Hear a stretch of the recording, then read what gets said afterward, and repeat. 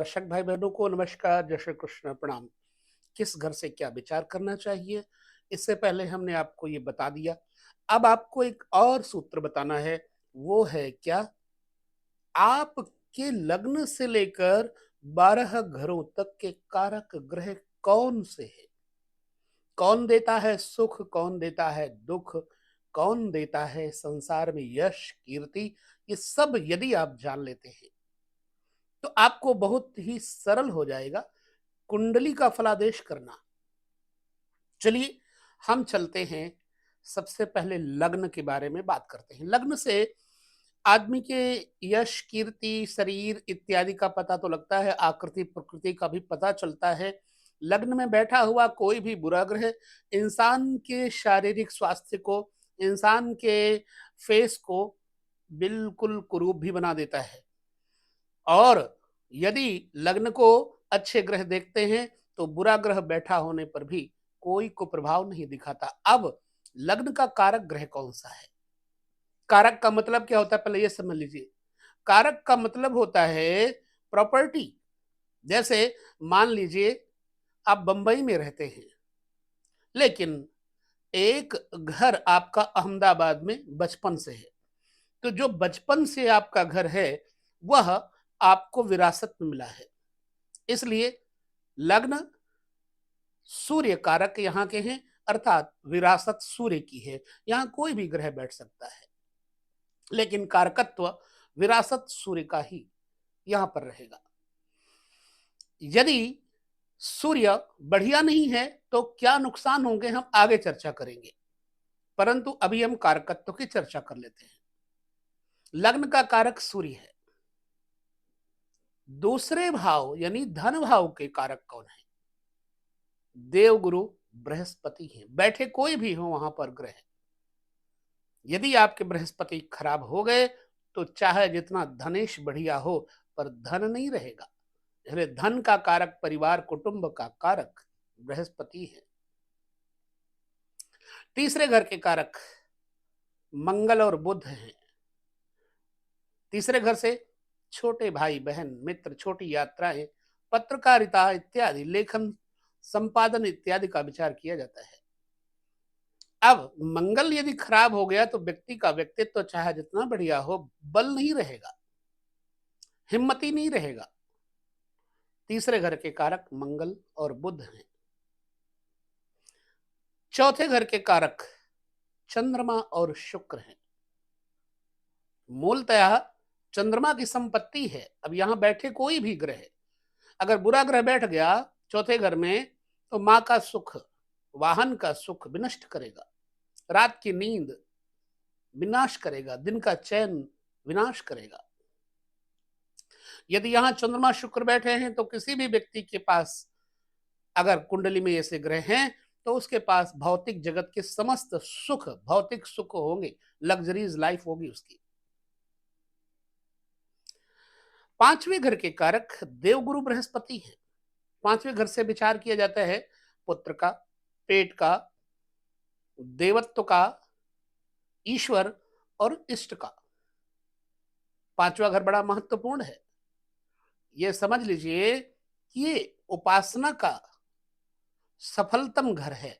यदि आपने उपासना की और उसका प्रतिफल ना मिला तो बेकार, इसलिए पांचवें घर से देखा जाता है। बैंक बैलेंस, कंट्रोलिंग पावर पांचवें घर में है। पांचवा घर रहस्यमयी है, यहाँ के कारक बृहस्पति है। छठा घर रोग ऋण और शत्रु, इनके लिए देखा जाता है। छठा घर छोटे मामा और छोटी मौसी का विचार किया जाता है। छठे घर में कारक देखना है तो मंगल और शनि। छठे घर के कारक मंगल और शनि है। सातवें घर से देखा जाता है मदन काम, जीवन साथी का सुख। कारक तो शुक्र के पास है, यहाँ के स्वामी कारक शुक्र है, स्वामी कोई भी हो सकता है। प्रॉपर्टी शुक्र की है। आठवां घर, यहाँ के कारक शनिदेव हैं, मनुष्य के शुभ और अशुभ कर्मों का परिणाम देने वाले हैं। नाइन्थ हाउस, यहाँ के कारक हैं सूर्य और गुरु। धर्म भाव है, कुल परंपरा के बारे में देखना हो तो नवम घर देखना चाहिए। व्यक्ति कितना धार्मिक है नवम घर बताएगा। व्यक्ति के माता पिता, पिता के पिता कैसे रहे होंगे नवम घर बताएगा। धार्मिक है या नहीं है नवम घर बताएगा। दसम घर के कारक सूर्य, मंगल, बुध और शनि है। यहां से व्यापार, पिता, व्यवहारिक जगत, राजनीति, इन सब का विचार किया जाता है। अब 11वें घर के कारक पुनः देवगुरु बृहस्पति है। यदि बृहस्पति बुरे हैं तो आमदनी का मतलब नहीं कोई। आमदनी का घर 11वां घर है, आय भाव कहा जाता है इसे। बड़े भाई बहनों का विचार यहां से किया जाता है। और 12वां घर, यहां के कारक शनि है। दुख इत्यादि, भोग इत्यादि, शयन कक्ष, पत्नी के साथ का सुख 12वां घर है। व्यक्ति के चरित्र के बारे में 12वां घर बहुत कुछ बताता है। इसलिए यहां के कारकत्व को लेकर के हम आगे चलते हैं। अब सूर्य से क्या देखा जाता है? सूर्य व्यक्ति के पिता के सुख को बताएंगे। आपके अंदर प्रभाव, जो आपका इंप्रेशन है वो कितना है, वो सूर्य के ऊपर निर्भर करता है।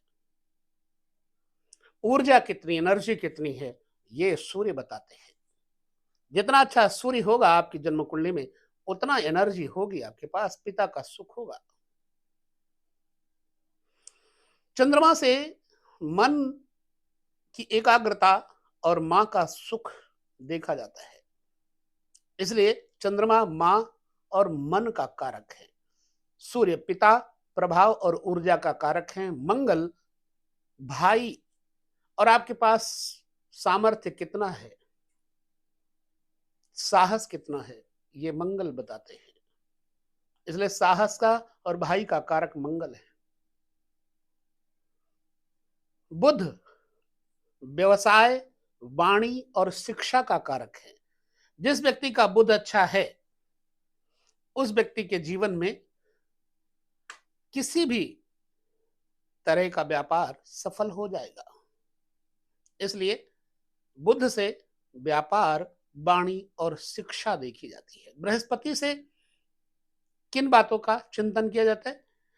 पुत्र का चिंतन करना है, यानी संतान का चिंतन, संतान का कारक, धन का कारक, समृद्धि का कारक, बुद्धिमत्ता का कारक बृहस्पति से देखा जाता है।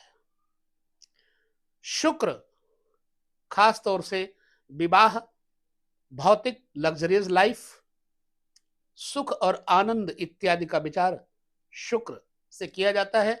शुक्र इनका कारक है। और शनि आयु का कारक, दुख का कारक और किसी भी काम में देरी होने का कारक शनि देव है।